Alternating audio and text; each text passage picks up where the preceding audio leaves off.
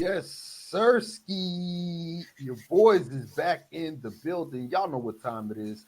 Y'all know what to do. Smash that like button and share the video so we can talk some hoops. And y'all smell that? New NBA season is upon us. Man, we had a crazy week of hoops, fellas. Man, I got my guys in here with me today, man. True to King TV. Man. So Crazy TV. And that boy Renegade from the 504 who will be pulling up in just a few moments, man. Fellas, how y'all been, man? First and foremost, man. Nothing much, chilling, man. I can't complain. I can't complain, man. Blessed, man. I had a great weekend. Watch some football. You know what I mean? Watch some media days. A lot of things happened too on this Friday. We're gonna get to that. I mean, unfortunately, some up and down news, man. Some crazy news, man. So Facts. I've been good, y'all, man. I've been good. Blessed. It's so crazy. Blessed to be on another episode with my brothers, man. Man, right here in the zone on FYF Sports Debates, man. Y'all know who it is. Y'all know what it is, man. Smash that like button, share the video. We got a whole bunch of topics to talk about today, man. New season is upon us, man. But first things first, man, I got to get this out the way, man. Sad news coming out of the NBA world, man. NBA Hall of Famer, 8-time NBA All-Star, 4-time Defensive Player of the Year. This man has his jersey retired by two teams, the Denver Nuggets and the Atlanta Hawks, man. Mount Mutombo, Dikembe Mutombo, has sadly passed away at the age of 58 due to a battle with brain cancer, man. RP to Dikembe Mutombo, man, a staple in this game, a great ambassador of this game after his playing days were done. Great playoff moments, iconic moments for Dikembe Mutombo. I'll never forget that moment. Game 5, first round series against the number 1 seeded Seattle Supersonics. Dikembe Mutombo coming down with that clutch rebound at the buzzer, and they slayed the number 1 seed. Man, a lot of great moments, man. The guy that invented the finger whack. Just tough news coming out of the NBA, man. Rest in peace to Dikembe Mutombo once again, a 4-time Defensive Player of the Year. You know what I mean? A staple in this game, a beast in college, 2-time Big East Defensive Player of the Year, man. Fellas, man, how are you guys feeling after this news drop about the passing of Dikembe Mutombo? You want to go first, Chris? So Crazy? Yeah. Hey, man, it caught me off guard. I'm not gonna lie. Mutombo was a great man, bro. He was a great basketball player. See, I call him on the end stint when he was with the Sixers, but like diving deep into his career, man, the man was great, man. He's like a top 25 in like rebounds, top 2 in blocks, man. 4-time Defensive Player of the Year, man. He did a lot outside of basketball too. He did a lot of things for his home country in Congo. He built a school with his foundation, Mutombo Foundation. Also built a hospital. Yeah, he did a lot of things, man. He was one of the front runners for African basketball players that we see today, and it was sad news, man. It caught me off guard. Mutombo, he was great, man. Hall of Famer, like we met, a legend in the game, man. Ambassador. He was one of the first ones to be global ambassador for the NBA. So yeah, we lost a legend today, man. Sad news, man. Sad news, man. True to King TV. Yeah, man. Like I said, I mean, unfortunate news. Like I said, I saw on this morning, like I was at work and I just saw the news. Like, dang, like it was like 11 p.m. Eastern Standard Time. I just got the news and I was like, dang. It was like I was in the Discord chat or somebody was like RP Mutombo. I'm like, what? I'm like, then, start doing my Googles, whatever. How people, because nowadays people just be saying, fat, false, abuse. So I'll be like, dang, passed away from brain cancer. So I was like, dang. It's a legend, man. Like I said, Dikembe Mutombo, one of the greatest defenders of all time, one of the best defensive big men of all time. Great rebounder, shot blocker, and all that. One of the best, bigs in the 90s. Georgetown legend, all that, you know what I mean? Hawks legend, Denver legend. Shoot, you can, for a short stint for the Sixers, it could be a six. Hey, Sixers fans, y'all tell me, outside looking in, maybe a Sixers legend. That run he did, All-NBA second team, DPOY, his last DPOY in that run against Philadelphia Sixers, man, great.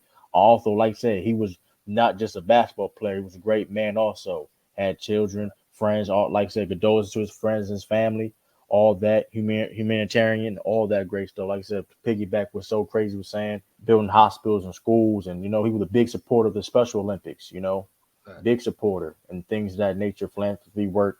And yeah, it's just sad, man. Like I say, he was always positive. Every time he's watching Mutombo on the court, he's always positive. It's like he was always, he was competing, but he was also, what I mean, like he was always, he had fun out there. He made defense, like he made like I said, the finger wave, no, no, no, no, no. Hey, don't listen, hey, don't.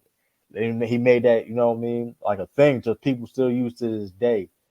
Years later, even after he retired. So, like I said, man, it's a very unfortunate. My condolences once again to the friends, his family. Cause I know they feeling right now too, because how of a great person he was. Like I said, even the fans, we hurt too, but the people that really interacted with him, that competed with him, teammates, his family. I know he had I think he has a son that went to go to Georgia Tech, if I'm not mistaken. All that, like I said before, man, very sad day, but at the same time, like brain cancer, man. Like I said, F cancer, man. Forget cancer. Like I said, the great thing is that he ain't suffering no more. I think he been dealing with this for a little while now. So he was, they were saying he's beating it, but like I said, when it comes to cancer, you may never know. So like I said, the great thing is though he ain't suffering no more. And once again, my condolences are by RP to the legend Dikembe. Absolutely, man. Well said. So Crazy TV and True to King TV, man. Rest in peace to an NBA legend, man, a basketball icon, and even more, a better man off the court, man. Salute to number 55, Dikembe Mutombo, man. Now transitioning to some other news, man. As the shot clock buzzer rang on the NBA offseason, the New York Knicks, Minnesota Timberwolves sent shockwaves throughout the NBA. Surprisingly, Minnesota Timberwolves, who just coming off a Western Conference Finals appearance, trades Karl-Anthony Towns, who had 4 years, $20 million left on his contract, late in the night to the New York Knicks for Donte DiVincenzo and Julius Randle. After the Knicks just paraded Julius Randle around New York a day or two before the trade came down. Fellas, So Crazy TV, True to King TV. How y'all feel about this trade, man? Bombshell news coming up the NBA. Man, oh man, man, oh man. Crazy. It was shocking, but not shocking at the same time, right? Talk to me. Cat been in trade talks for years now at this point, right? Julius Randle been in trade talks on and off again, especially this off season. They made to the semifinals without Julius Randle, and then there been questions about fit with this current Knicks team roster, how they've been rolling, right? Facts. The CBA strikes again. I think this was more of a financial move more than the Timberwolves necessarily taking another step for the next direction this season per se. Maybe they do believe in, well, maybe it's a low risk, high reward. It was like, well, let's see. Hey, if it don't work, cool. We're flexible where Julius Randle is not here long term. And if he does work out, that's even better, right? So it's like you look at that in a sense, right? Because like I said, Karl-Anthony Towns was old. $220 million, y'all. You getting that second tax apron. Bet you a small market like the Minnesota. You getting that second tax apron. You are very limited. You can't make certain trades. You gotta match the exact money. You can't. There's no every draft when you're in the second apron, you get the last pick in the draft. You're not that flexible when you're in that second apron, y'all. So like when you on that apron, you better have a team you feel though that can literally win a championship, because that's the big problem. And mind you, Karl-Anthony Towns owed $220 million. Put in perspective, he getting paid more than Giannis, Luka Doncic this season.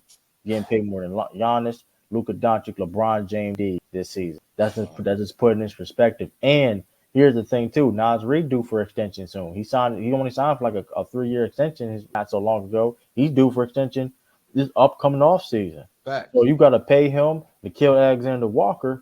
It's going to be real tricky to the Timberwolves try to operate. So they made this financial. I think they made a financial decision and a low risk, definitely a low risk, high reward situation on being flexible if Julius Randle don't work out. If it don't work out, soon he ain't gonna be here that long. We got money in our books. If he does work out and he become better than Cat, they even better, right? So Right. also in the standpoint of, the New York Knicks, reason why they did this trade. I mean, they needed a center badly. Mitchell Robinson not gonna report his ankle messed up. He won't be back till December, January, something like that.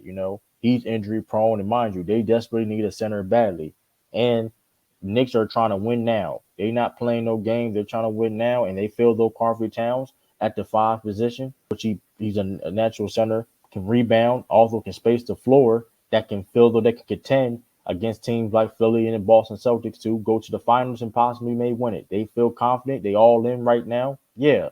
So that being said, I'm not confident really with Karl-Anthony Towns at the 5. Y'all tell me. They still don't have no rim protection when Mitchell Robinson come back. So I don't know. If I had to say a winner, I had to say the Knicks lightly, but I may go back and forth. I'm not sure, man. So that's my thoughts on it right now. We're going to keep going cooking on this because this is it's a great take. True, a great take. When I first seen this trade, right? When I first seen it, I was like, bro, the Timberwolves getting Julius Randle. Then I had to understand why they traded Cat. Like the money, he was owed a lot of money, and they had to free up that cap space. I understand that, but like the questions that I got with Minnesota, how's this gonna work in the playoffs with Julius Randle? You know what I'm saying? Yeah, he was hurt last season, but I want to see that. I actually want to see that, and this frees up Naz Reid. Naz Reid gets the minutes that Cat had, but like this is the key thing. DiVincenzo, that was a key piece to grab. They had to get him. They needed somebody off the bench. He's gonna come off the bench for sure, and that's gonna give him another shooter, another defender type player, and he could score too. He could score. He could do all that. He's like a spark off the bench. Now, when it comes to the Knicks, though, the Knicks, they needed a big man. They needed a 5-man badly. But we know Cat when he don't like playing the 5. He likes playing the 4. But I don't know how that's gonna work. That's another question too that needs to be answered. But if I would have to say what team got the betterment of this trade, I would give it to the Knicks just a little bit because they actually kind of declined too because Cat he's not a rim protector, bro. You know what I'm saying? I got Randle being like more of a dog player. Cat, yeah, you know what I'm saying? But it gives them shooting though. It gives them floor spacing and all that, which they needed as well. But yeah, man. Questions is can Cat do this while Mitchell Robinson is hurt? Can he actually play the 5-man and see how that works out? I don't think it's gonna work out, but we gonna have to see. And Julius Randle, I want to see him in the playoffs. I want him to, come back, redeem himself. You know what I'm saying? Because you know how he plays in the playoffs. It's just because his decision making and his shot selection. Like, I don't know what he be thinking in the playoffs, but we know how he does in the regular season, though. He plays well in the regular season. He gonna get you them boards. He gonna do his thing. But I just want to see how this is gonna translate in the playoffs. But yeah, man, that's my take on this trade, bro. Man. Yeah, man. And honestly, man, I kind of seen this trade coming a long time ago. I just didn't know it was going to go down like this. And Karl-Anthony Towns reportedly was stunned at the trade. 5 hours after he got traded, he was in a Minnesota T-Wolves facility getting shots up. A day after he got traded, he showed up to a charity event still in Minnesota Timberwolves gear. Karl-Anthony Towns, the season's about to start, man. It's training camp. Adapt to your new environment because there's going to be a lot of pressure on you. You in New York, you in the Big Apple. Ever since Leon Rose and Worldwide West and them took over the Knicks, everybody seen this coming. They were trying to make a move. They got Cat. You give OG Anunoby $200 million. You got Jalen Brunson. You go get Mikal Bridges. The pressure's on for the New York Knicks. And honestly, Tom Thibodeau should be in the hot seat as well. For 16 years, he's been living off the reputation of the 2008 Boston Celtics championship. For 16 years, he's been living off of that. You ran Chicago into the ground. Y'all seen Derrick Rose retire, man. Shout out to Derrick Rose. You ran Chicago into the ground. You went to Minnesota. It didn't work. You here in New York. Last year in the playoffs, damn near everybody was hurt. You ran them into the ground. This has to work. And honestly, the Knicks, it's a championship or bust season for the New York Knicks. I don't care what nobody says about what their expectations are. It's a championship year or bust for the New York Knicks. Karl-Anthony Towns, Jalen Brunson, OG Anunoby, got Josh Hart there, Mikal Bridges. You guys have lined up perfectly to go at the Boston Celtics. You put all your chips on the line. And I know New York hasn't been to a final since, 99, hasn't won a championship since God knows when, but it's a championship year or bust for the New York Knicks, man. As far as Minnesota, it sucks that it had to come down to a money move, getting rid of Karl-Anthony Towns, his 4-year deal worth $220 million, but you got Naz Reid, who could potentially walk out the door, like you said, True. You got a Nickeil Alexander-Walker who could potentially walk out the door. And reports said that the Timberwolves were set to lose both of them if they didn't get rid of Cat. It just sucks that it comes off after you go into the Western Conference Finals. It comes off of Ant Edwards ascending to superstardom, and you really got a nice squad over there. And this new CBA is showing you that it's going to be harder and harder to keep teams together. I don't know if the ownership situation in Minnesota has something to do with it too. If A-Rod and them officially took over that team, does this trade happen then? Do they eat the money? Are they willing to pay that much in luxury tax to keep this type of team together? Who knows? You've seen A-Rod sitting front row at all the games last year. So it's kind of wild to see from a business side, but from a basketball point of view, I don't see the fit for Julius Randle. I don't know if Minnesota has more moves up their sleeves, but I just don't see how Julius Randle fits with that team, especially if you keep in Gobert, and especially if you got rid of Cat to raise the level and keep Naz Reid.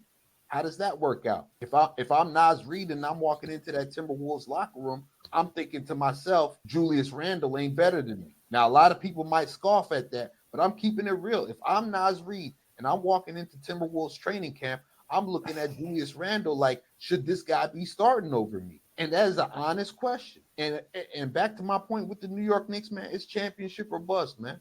Championship or bust, man. You guys went all in. You got Cat, you got Brunson, you got Mikal, you got OG Anunoby, Tom Thibodeau. The pressure's on you, bro. You living off that 08 banner still 16 years later, man. I got to see something shake, man. I got to see a championship in New York, or it's a total waste to me, man. Now, what y'all think about that?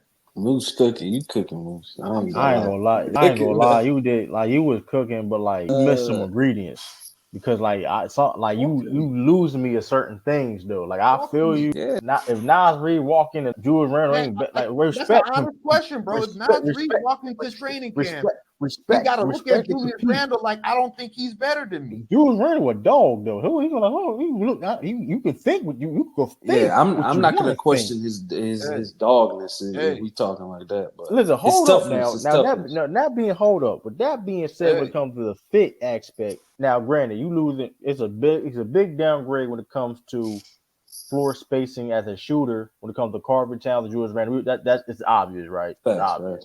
Yeah. But let's not forget, Randle is a better playmaker than Karl-Anthony Towns. He can handle the ball and create for others better than Karl-Anthony Towns, which you can maybe supplement that. You know what I mean? Substitute the shooting from Karl-Anthony Towns from Julius Randle passing. I ain't saying Julius Randle like a great passer or anything, but that's something that the Timberwolves was lacking in clearly. Like you know what I mean? So you get that. Julius Randle was hands down clearly a better defender than Karl-Anthony Towns. That's not saying that much. So he can be more. He can go. He can bang down low a little bit when needs to be, and also can guard wings. You know what I mean? Better than Karl-Anthony Towns can. And so that being said, too, I mean to be fair, if the question is Julius Randle needs the ball and a lot to be effective, can he be effective with not having the amount of touches or the amount of usage compared to it was on the Knicks per se? Would that be? I mean, I think like, so. What's going to be his role, right? Yeah, because I think he's the second. He clearly like the second dude on the team, like score. But that being said, too, you talking about Randle? Yeah. The question is though. Randle's here's the thing though. But here's the thing though. The regular season gonna be fine. The question is regardless if he even plays well with Anthony Edwards or not, The thing is, though, if he's going to be effective in the playoffs, making the right reads and decisions and making the right shot selection, I'm not even worried about the regular season because that's my only Randle, questions right yeah, that's listen. We are far from the playoffs, right? He has to Right, show right. improve. Don't matter what. It don't matter if he's excellent with Anthony He's got Edwards to at the end show of up. the day. It don't matter if Mm-hmm. he's excellent with Anthony Edwards because in the day, even because like people like to say, like he played well with Brunson before he got hurt. He was playing well with. He started. No, don't get twisted. He started off bad. He started off bad last season, and he picked it up before he got hurt.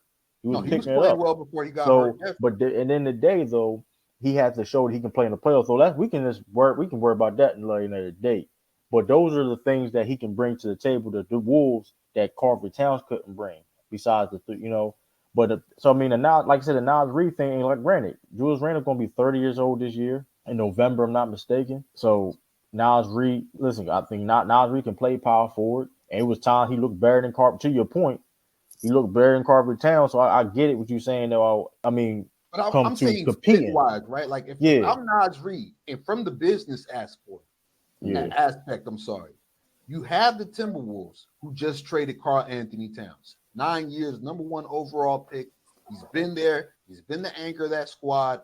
You know what I mean? Unselfish last year, took a step back for Anthony Edwards, recognized, okay, this is Anthony Edwards' time to ascend to be the number 1 guy here. I'm cool with that. You get rid of Karl-Anthony Towns. You bring a Julius Randle, but you get rid of him to retain a Nas Reed. right. So when you look at the fit standpoint, you got the 4-time defensive player of the year, Rudy Gobert, who's a lock to be your starter. How does that fit work? Who starts? Who comes off the bench? I mean, I think Nas Reed still come off the bench. Do you play a lot of minutes? And with both of those guys out there, to the detriment of Rudy Gobert having to sit. So it's a lot of questions, and you pull that trade off a day before training camp starts, or a day before media day starts, a weekend before media day starts. It's a real tough position to put your coaches and your players in. That's true too, but I mean, I think they get more versatile defensively, where it's like, okay, cool. Like when Rudy Gobert not out there, they struggle defensively protecting the paint when Rudy Gobert not out there. But and I'm not saying Julius Randle is like a great rim protector, but it's better than having Karl-Anthony Towns out there. So you can play. Is Julius Randle a better defender than Karl-Anthony Towns? Yes, absolutely, yeah. absolutely not even any rebound. So like, yeah, he rebounds better, and he's a better defender. Yeah, they can rotate power forward and center between, like Rudy Gobert can play with Randle and Nas Reed, and Nas Reed can play with Randle, and you know what I mean. They can play power forward and center. You could put Nas at center, of course, and have Julius Randle at the forward. You could have different lineups, or you know what I mean. I like that lineup. I like having Nas and Reed you can score, and you can score with that lineup. You got nine because mind you got a lot of combos out of that. Because here's the thing though. When you had Nas at of course you had Carver, but now you can score and also defend better because Randle can guard on the perimeter, and he can rebound. So he still can, like, that's one thing we do know Randle can do. Play off the he gonna rebound. So I'm gonna give him that. Yeah, he gonna rebound. Sure. The one thing he is gonna do. So it's like, I mean, and if it don't work out, they got flexible. He has a player option not this season, but I think the upcoming season after this. He has a player option. He has 1 year left on his deal after this season, if I'm not mistaken. They can get rid of him, and they got flexibility. So it's like, I mean, it ain't. Now, with you saying that, right? With you saying that, right? Does Julius Randle last the season in Minnesota? It all depends how the fit work. This is like a tryout. It all depends on what they're going to be able to do. If it can Randle play, because if he balls out, of course, and just have a great playoff, like they can compete, can at least like they play well. Depending on, because it's it's gonna be tough in the West. If he plays well, and we see them, and they like, this team really they got something. They need a little bit more pieces. And also, let's not forget this too. DiVincenzo. New York. He wasn't happy in New York. Nova Knicks thing. I'm tired y'all college, bro. Listen, we all. That's crazy that they let him go, but they had to.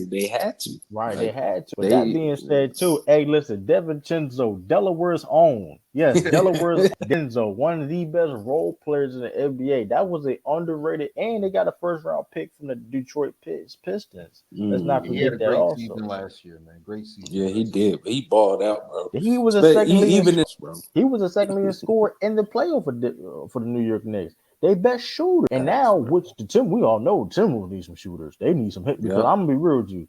Because Mike Conley sometimes listen, he know he's a last year a lot. He be hitting this when it comes to his scoring.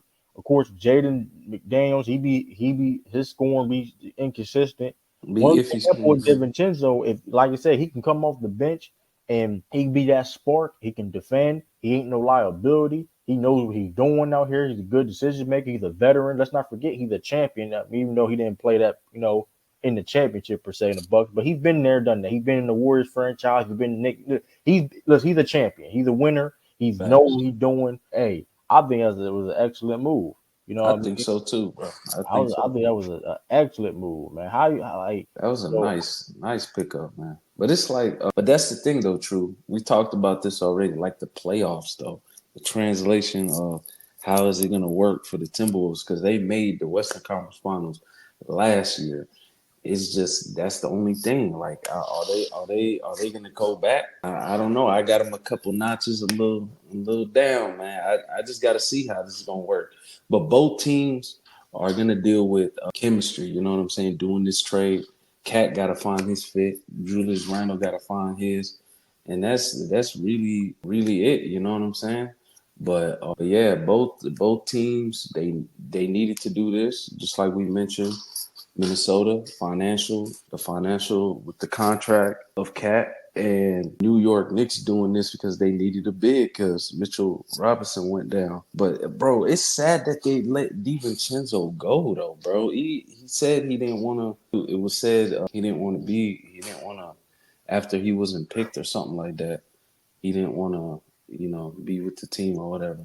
Yeah, allegedly too. I don't know. I mean, that's what I don't know if it's too allegedly. Yeah, we got to throw that in there. Yeah, we don't know exactly, but I mean, I don't know, man. It's definitely crazy because, it's definitely crazy because, man, it's I don't know. Like I said, I look at man, listen, now I do this and moves is right on timing, right on timing. Because now this is the other thing you capped about. I'm not gonna sit there and say. I will say this, and this is off a Celtics fan. So listen, I would love to show up here and just issue on the Knicks. It's the issue on the Knicks, you know what I mean. But I gotta be honest. I gotta keep it real. I gotta keep it 1,000 wild. I'm not gonna say if the Knicks don't win a championship is a buzz because they do gotta go through a Philadelphia Sixer team and a Boston Celtic team, the defending champions. So mind you, only 2 of them teams can make it to the conference finals, and only 1 of them go to the finals. So if they lose, if they lose anybody besides that, then okay, that's a failure season in my opinion. You know what I mean? Those are the 2 teams right there. Those 3 teams are you have, of course, the Boston Celtics, the tier of his own. Then you have we're right there trying to, get there. It's a Philadelphia Knicks and it's everybody else. To your point, if they lose to anybody else besides that, then okay. I'm not going to say they lose against Philly, especially granted, Philly, when is Philly ever healthy would you want to be? But hey, it only takes one time. You know what I mean? You run, whatever the case may be. You know what I mean? Kawhi Leonard when he was Bill Walton. It only takes one run. You know what I mean? But I'm saying though, if they lose against them teams, Moose, you think that's still a failure of a season? To me, it's championship or bust, bro. To me, it's championship or bust, man. You get a Karl-Anthony Towns, bro. You get a Karl-Anthony Towns. You spend $200 million on OG Anunoby. Triple-digit millions. Jalen Brunson, and that's with a pay cut. You go out and get Mikal Bridges. You had all these draft picks. This entire last season, it was nothing but whispers of the Knicks are going to make a splash. The Knicks are going to make a splash. Tom Thibodeau too, man. He should be under the hot seat, honestly, bro. This man has been living off y'all Celtics 08 championship. He's notoriously run teams into the ground. And maybe I'm being a little extreme, but honestly, I don't care, man. The Knicks, you make all these moves. This is a time for you to go. You know what I mean? This is a time for you to make your run. This is your pick. This is the choice you made. Leon Rose took over the team. The Knicks wanted to get out of a basketball purgatory. They got tired of being laughing stocks. They got their asses together. They made some nice moves, got some draft picks, turned those into these pieces that they have right now. They got 2 premier perimeter defenders in OG Anunoby and Mikal Bridges. You have Jalen Brunson, who should have been in the MVP talks last season. You got Karl-Anthony Towns. Karl-Anthony Towns, bro, you gotta walk into New York. You gotta look around and you gotta feel like you the best player in that locker room. You can do some damage. You out east. You have a squad. It's time to be that guy, bro. It's time to be that guy, bro. You have the roster to do it.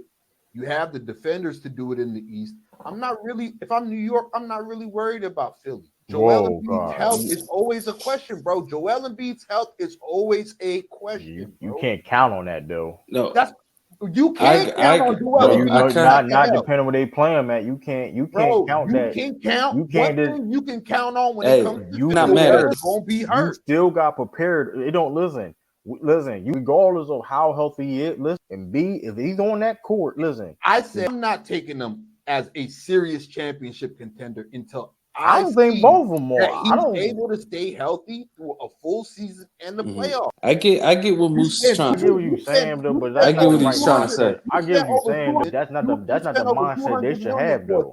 No. It's not the mindset. Paul George too. Paul George, he has to show something that he hasn't showed in a Clipper uniform. The last 5-6 years he was there. But here's the thing, there's more questions around Philly than there is around New York. I'm not mad at that. Let me say this real quick. No, it's not. Let me say this real quick. No, it's not. Hold on, though. Hold on. I get what Moose is trying to say. It's championship of, but they literally got they did all these moves, right? Because they trying to beat y'all, true. They trying to get y'all. I had the Knicks ahead of Philly before this trade. So I get what Moose is talking about. I get it. Championship or buzz. You did all these moves. You got to go ahead and win. I'm not even mad if they lose. If they lose to y'all, go out there and beat Boston. I wouldn't call it a bust. Do it or not, it's up in the air. Yeah. But I'm just saying, if they don't do it against them, then I don't know. I wouldn't call that a bust because here's the thing. Y'all just won the championship. But if they lose to everybody else, their window starts now. Hold up, I would say this: their window starts now, and they only got a couple years to. And windows close quick in the NBA. Oh, come on, hold on. 2 years go by like I just said 2 to 3 years go by like that. The point is though, like, and let's be okay. All that stuff about Philly, you saying. Okay, the questions, which is, I don't think nobody gonna argue with that. Valid questions. But let's not act like the Knicks don't got questions too. You already even said they got less questions. They got less questions. No, I don't know. I don't agree with that at all. They got about the same. They got about the same. Nah, because Joel Embiid, he got to be healthy in the playoffs. On your own words, Moose. You talking about Tom Thibodeau? He running players. Now, granted, I do think now the little pushback, in my opinion, Tom Thibodeau has gotten better as a coach when it comes to being more open-minded when it comes to the offensive end. And be fair too, when it comes to running players to the ground. Last year, people just got hurt. He couldn't control because he had to. I mean. He gonna play Jericho Sims. Like we gonna. I'm just saying, like if you really look at the people that was available, that win the game. I mean, we gotta be honest. Yeah, McBride was hooping until he got hurt too, right? With that being said, too, though, it's still a little bit of flaw of running play. It's still a little bit of a thing to the extent. But that being said, too, now you lost depth. They lost depth. That DiVincenzo was a big because now you lost depth. Big loss. And now, you absolutely right. Granted, I like Deuce McBride, but that's your only offensive option off the bench. And that's my thing too. You sacrifice those things when you make moves like this by getting capped. Right. So when you make a move like that and sacrifice a DiVincenzo, you're going for a greater reward. When it comes to the risk is, okay, you lose somebody like DiVincenzo, who was crucial to you last year. The reward is you got to go out and get a ring now. You ain't bring But Karl-Anthony you really Towns think for they have a chance to beat Boston for you though? guys to be an Eastern Bro, Conference bro, I team. ain't gonna lie. I ain't gonna Come lie, on. true. It's champion. If you do You ain't all the bring moves, you ain't you signed gotta OG be I going, bro. agree hold to on. this You ain't standpoint. signed OG Anunoby to over 200 million. Absolutely. You get Mikal Bridges. They You did ain't all go that. get Karl-Anthony Who's just in the saying? Eastern Conference Finals. I'm not saying. I think we're saying the same thing. My thing is though, if you're going to Philly, is in the same situation. Okay, Philly in the same situation, right? And you got Boston, the same situation. If you lose to those teams like that, I'm just saying, if you lose to those teams, like only one can win. Only one can even go to the finals. So if you lose to, I'm not saying they lose. If you lose, because mind you, we can see a Philly versus New York in the second round. We may see Philly versus New York in Celtics second round. We may see, but I'm saying if you go against those specific teams, I'm not saying other teams. And I will say the window is if the clock starts. I will agree that the clock absolutely starts and is ticking fast. I will agree on that standpoint, but the separate, granted, mind you, like I said before, the training camp thing. This is his first year together, gelling together. I mean, and also to the questions. Let's keep it. But OG always hurt. OG's always hurt. For one, OG's always hurt. That's the thing. Can he stay healthy? He literally watched the team win a championship on the sideline. Let's not act like he ain't always hurt all the time. Come on. That when he's a major goes piece. Part to my point. Like this is the guy you gave 200 and something million And on. You banking on him. Right, and Karl-Anthony Towns. Well, they had no choice to pay him because you gave up R.J. Barrett and quickly in the pitch for him, so you had no choice. Then let's call really out Karl-Anthony Towns. Listen, one of the best bigs in the game, but that boy's a shooting guard, bro. That boy's soft, man. Like, it is what it is. The boy's soft. It's the reason why they brought Rudy Gobert in there. Y'all love itching on Rudy Gobert, but the reason why they brought him over there, and the reason why when Rudy Gobert got there, it's to help Cat. It's to help Cat out. I'm just saying. I get that. I'm just saying, and the reason why the Timberwolves took a bet on Randle to replace him, because they think, hey, you know what? If it don't work, cool. But hey, he has potential to be a better option for Cat for us going forward. That's what the Timberwolves looking at. So you know what? If Randle don't work out, he's not going to be here that long. We got more flexible when it comes to the salary. But they also said, you know what? I also feel though he can be a better fit around Anthony Edwards, and also we're getting DiVincenzo and the first round pick from Detroit.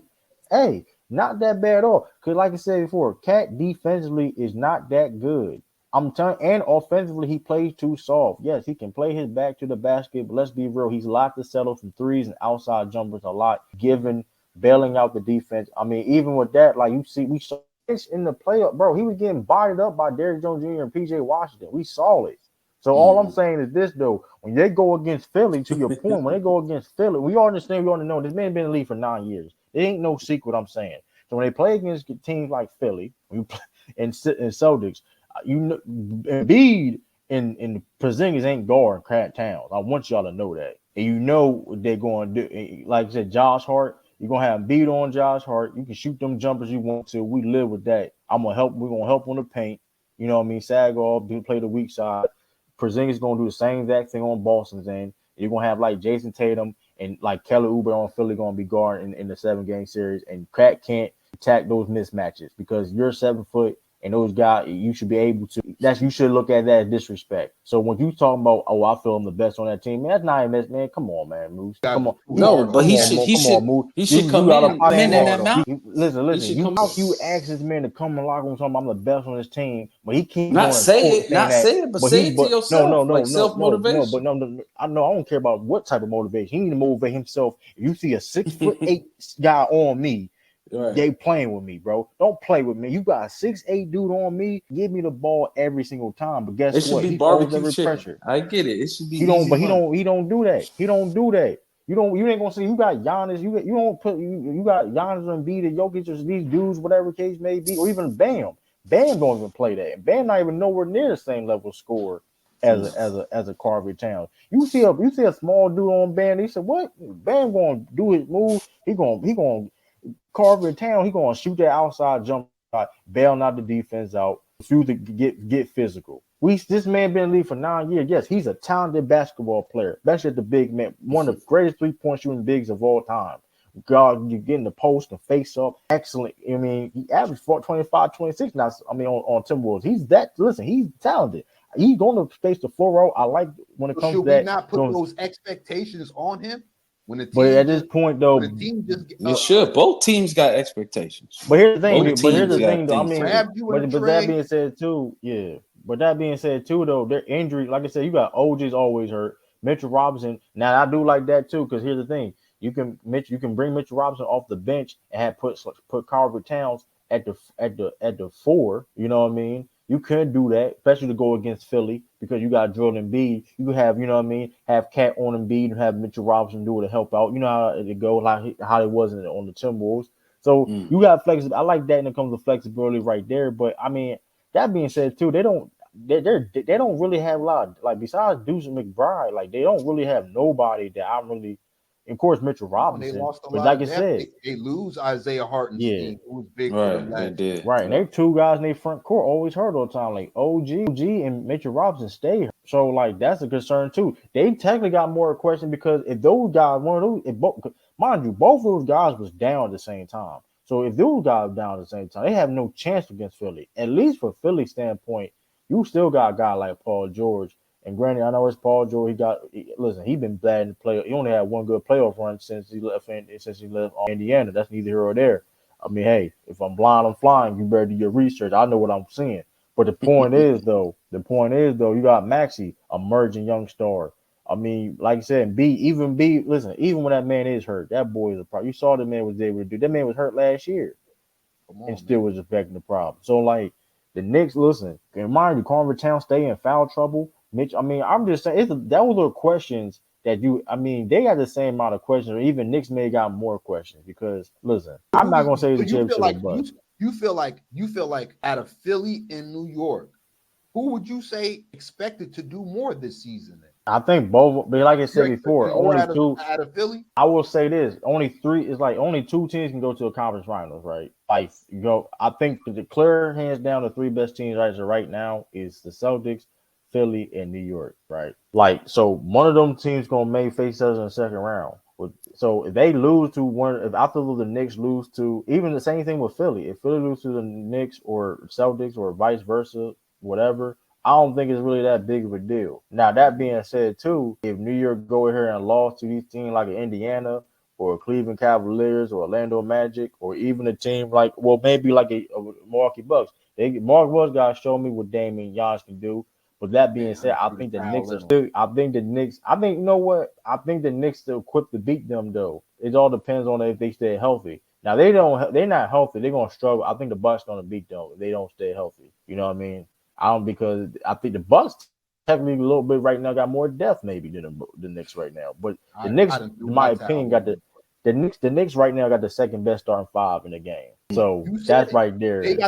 They got the second best starting 5 in the NBA. And you mean to tell me that but they team bench that trash. You just said, hold on, that team that you just said may have the second best starting 5 in the NBA is not considered to have a championship. But here's the thing. Type of season, Brody. But here's the thing, though. They gotta go. But here's the thing, though. But here's the thing. Boston's in their way. You can't say it's a championship of Boston. Yeah, no, we're not denying that. We're not denying. But I'm saying I can't say we can't say it's championship of Boston when we gotta be honest. If they play against Boston and Boston is especially I'm not giving them a pass to lose it for losing to Boston. Even though you don't feel though they're gonna win or even have a chance. You don't even believe they even have a chance to beat Boston. I'm saying they do have a chance. They do have a chance, but I'm saying with a loss, with them losing, or wherever they lose, whether it's the Eastern Conference Finals or whether it's the NBA Finals, it is that's a wrong. failure. It is a failure. That's rough, a failure. It is. I say if they lose to y'all, I'm not really sure. You act like they the Celtics. Don't go all in to be given cookies and apple juice for making the Eastern Conference. No, it ain't no cookies. You don't go all in. We're not gonna give the New York Knicks no props for just making the Eastern Conference Finals when you make. They ain't been in for years though, Moose. Moose, they ain't been in since '99. Moose, like you come on, they ain't been in since '99. Bro, it's mind the New York Knicks. If they beat, I'm just saying, if they beat Philly And they listen, okay, if anybody losing to Boston, you shouldn't be like, damn. Yeah, I'm not tripping if they lose to y'all, but any other team, bro, that's a bust, bro. So Philly, that's how I'm taking. we're gonna act like a healthy Philly team ain't a problem though. Like, that's all I'm saying. Nobody's acting like that. We're just questioning. They got expectations too. I'm expectations. Listen, you're judging it off with the New York Knicks. It's just health. It's just health. You're judging it off with the New York Knicks because we understand that the Knicks are trying to win a championship. It's a championship or bust mindset for them. I understand that. But that being said, though, the realistic standpoint is though, like their window is very short right now because that to that point, Mikal Bridges, he's due for extension soon. So that's even more money. Shouldn't that add more pressure to them trying to absolutely? But I'm not gonna call it. I'm not gonna call it a chip. Now that being said, I will call this a championship failure when it comes to like down the line, like a couple years, because like I said before, the clock is ticking because of the money you're spending. To your point, but I can't just like if I see them lose against Philly in Boston. Or damn, you even saying they go to the final. You saying they go to the final and lose things like an OKC. Then it's like that's a failure. It's crazy, bro. Both teams made moves to go. Man. Both teams made moves to go at y'all, bro. That's wild. Like they didn't bring Paul George for nothing. They literally tailored their team to go after the Boston Celtics. Oh, both teams, bro. They looked at the Boston Celtics, and much respect to that, because they looked at the Boston Celtics as the benchmark. That's where we have to be. Absolutely. You know what I mean? You got a Porzingis. You got Jaylen Brown, Jason Tatum. You got a Derrick White. You got Drew Holiday. You got veterans who still producing like an Al Horford. You got rotational pieces who produce throughout the playoffs with Peyton Pritchard. Like, they're looking at that. And then they go all in. The Knicks, their entire season, forget the offseason, their entire season last year, with them having the run that they were having, they were still talking about going out and getting a superstar, going out and getting this guy, going out. When LeBron James walked in the building, oh, is LeBron going to be a Knick next year? Who's going to be a Knick? Knicks. Y'all juiced all this up. You had all of these draft picks. Leon Rose, Worldwide West. Y'all say y'all going to change the culture. James Dolan's going to take a step back. You do all of this. You spend all this capital, you spend all this money, you spend all these assets and draft picks, you have a short window. We don't know how short it is. We don't know how long it is. When the Brooklyn Nets got together with the big three, James Harden and Kevin Durant and Kyrie Irving, we didn't think it was going to last that short amount of time. Right. Nobody knows how much time you got. Mikal Bridges is in media day talking about he's unsure if he's going to sign an extension with the Knicks or test free agency. You got Karl-Anthony Towns, who was shocked he was traded, stunned he was traded. Reportedly, he's walking in with, damn, I didn't ask to be here, but I'm here.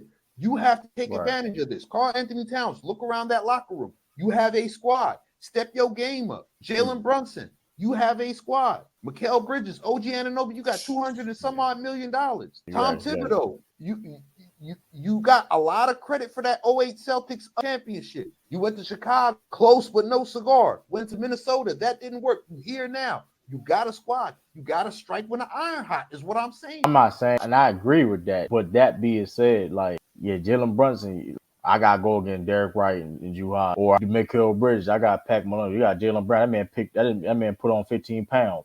That boy looked like a whole wrestler out here. I mean, listen, hey, listen. And here's the thing, though. The funny thing is, I'm a Celtics fan. Like, I would love to ish on these. Like, I would love to say, man, it's a championship, but I'm not even ishing on the Knicks, right? Like, this is not even me ishing on the Knicks. It's me telling them, yo. No, I know you're talking about expectations. I'm just saying for me, like, if I listen, I would love to be on your side and just, like, you know what I mean? And I just, you know, I just got to look at it because, listen, it's not a standpoint because, like I said, the Celtics been in a situation where, you know, they finally got to do it, whatever the case may be. But that being said, everybody felt, though, they was on a certain level that nobody else was in the East. He's heating up. Ain't nothing like making money. Check in, tap in. Yeah, check in, tap in.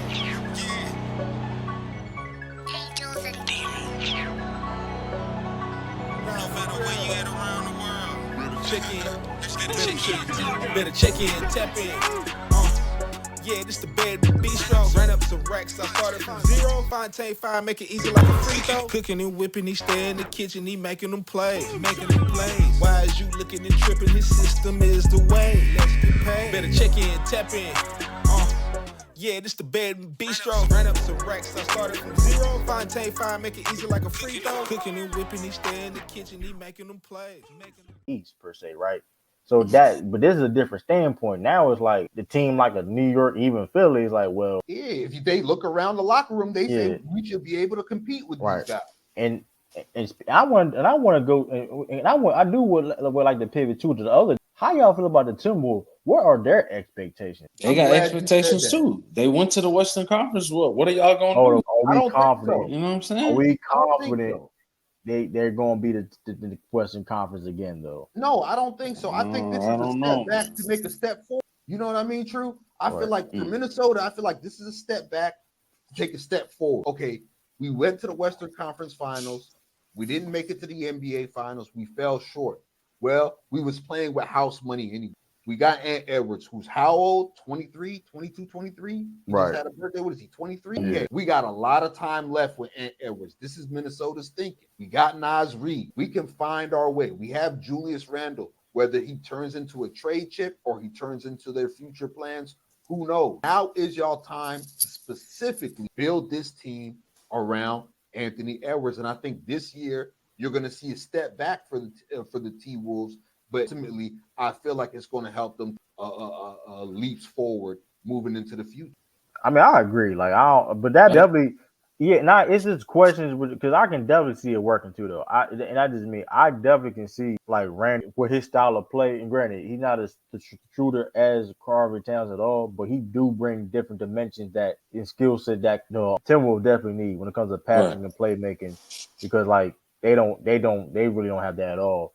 I mean, I said, the rookies they drafted, Rob Dillingham and Terry Shannon Jr. But like I said, Randall buys in. And of course, I think, Randall buys in and do what he got to do. It could, but that is, he got to show up too, though. So it's like, I don't, but like I said, and even when it comes to that, like, I definitely don't think they can make it to the finals. That's my expectation. And like I said, I just got to see the fit with Randall and Timberwolves. It can look real, because I'm going to be real, it's going to look real bad or going to look real good. You know, it's not going to be it's going to be one or the other, bro. You're right. So that's how we look at that. But like, I hope, like you said, DiVincenzo come up. That's a good listen. We all gonna agree though. Some people, right? That's gonna help. That's gonna help their bench. Spark plug. I feel like this is this has more of Anthony Edwards' future in mind when you make a move like this. Right. You're thinking about, okay, like if they kept Cat, right, and you in that luxury, that threshold, right, and you end up losing Nickeil Alexander-Walker, you end up losing Naz Reid, right? That shortens your window while you have a young Ant Edwards. And if you're looking at it from a business side, if you're the Timberwolves, you could quite possibly have an Ant Edwards who's getting ready to turn 26 or 27 walking out the door in Minnesota. You don't want that, so they have to. Don't want, exactly. So Crazy TV, you don't want that. So that's why I kind of feel like this move had something like that in mind when they made Minnesota take a step back to take a step forward. And I feel like it's going to help them in the long run. You know what I mean? Build a core that's around the same age group with Naz Reid and Edwards. And maybe y'all can attract somebody. Maybe the aura that Ant brings makes another superstar that's in their same age group want to come to Minnesota and play in Minnesota. That's right. Yeah, I mean, it's going to be interesting, though, man. It's definitely going to be interesting. Now, question to you, True. Question to you. We talk all this ish about the Knicks, Celtics. You know, they're going to see each other. They're going to see each other when the season jump off. You know what I mean? Oh, yeah. Definitely. What's your – this word might tick you off, but what's your fear level when it comes to these new York Knicks? I ain't fear nothing. Your Boston Celtics. I ain't fear nothing. I already know what's going to go down. I know this team built. Like, they prepared. Listen, we ain't worried about no CBA. We already did our move before that. You see what? We got. Listen. By the way, y'all too. If y'all didn't know, Porzingis is running. He's running. He's doing light practice. He's doing light practices. He will be ready when he ready. When he ready, he will be ready. When listen, we don't listen. Take the much time you need, Porzingis, because you will be. Listen, we don't need. Listen, we were 30-5 last year. Without a lot of people don't know that we're 30-5 last year. Not saying we're a better team without him. Of course, he brings a different dynamic. dynamic to the team, being one of the best post scorers in the game. 7 3-pointer for 30, all that. You know what I mean? The first unicorn. You know what I mean? Listen, hey, I can't wait. Oh, man, listen, New York. Hey, I can't wait to see them. I can't wait to see. Cause listen, don't y'all play them in y'all don't be night, man. They gonna see. They gonna have to see the ring. They gonna see. Do some Bob Cousy out there, man. They don't even never going. Dudes got ring and they don't got no ring. That's crazy. That's like crazy. I said before, listen, I'm not worrying about these dudes. Listen, hey, man, if you want some, come get some, man. We ain't the hunted. We hunting. This is a whole last season. One thing you can't lie about. You can't underestimate your opponents, though. True. It's gonna be a tougher road. It's gonna be a tougher road in the East. Right? Absolutely. But here's the thing. Don't worry about what I'm saying. Don't worry about what I'm saying. It's gonna be real interesting to see the Celtics record without Porzingis. You know, they had a great record without him last year, but this year I want to see like how they come out the gates. Like, do they have a championship hangover? Like, how seeding is gonna be crazy, bro. I'm gonna tell you this. I'm gonna tell you this though. Training camp started for a lot of teams like this week, right? Yeah. So they were doing training camp like 2-3 weeks before. I mean, guys been getting together, man. I'm talking about the whole team. I'm talking about the whole team. Guys been getting together. No, I'm talking about the whole team, and I'm talking about the whole team in Boston. I'm talking about y'all been built that camaraderie though. But I'm saying though, they're not playing no games with people. Forget that. Listen, Joe Mazzulla talking about, listen, bro, I don't care. I'm glad you didn't win MVP. I'm glad you didn't win Finals MVP. I'm glad you got benched. Mm-hmm. It's a whole new season now. Jaylen Brown said, you know what? I feel the same way I felt when we lost against my. Mm-hmm. And you know what happened? I know Jason Tatum got a lot to prove, man. I know Hey, man. I'm just telling you. People are pissed. People are listen. Go ahead. I gotta let it ride. I'm telling you. You gotta let it ride. I'm telling you what it is. We ain't the hunted. We hunting. This is a whole new. This is a whole other championship. This is a whole other prize. It ain't the same. It's not the same trophy. It's a different whole trophy. This is not no replica championship belt that we just somebody take from. No, that trophy we got last year, it stays there. That 18 stays at the facility. That the 19, we chasing for that 19. That's a different thing. You know what I mean? We trying to make history. And listen, the only thing I'm fearing is injuries. That's a bar too. I wasn't even trying to rhyme. Listen, you ain't got not a slither of nothing. I'm gonna tell you this, bro. Worried about these new look New York Knicks. That's all I'm gonna say, man. Don't underestimate your opponent. I ain't underestimating nobody. Don't look at you. You act like I'm on the team with Celtics jersey. I'm just telling you. Listen, I'm just narrating right now. I'm not even saying. You said they the hunters and not the hunted. You know how it is. I know, Joe, bro. You think this team, bro? This Brad Stevens and Joe Mazzulla is preparing. Like they look at, okay, cool. There's no team that went back to back in the 2020s.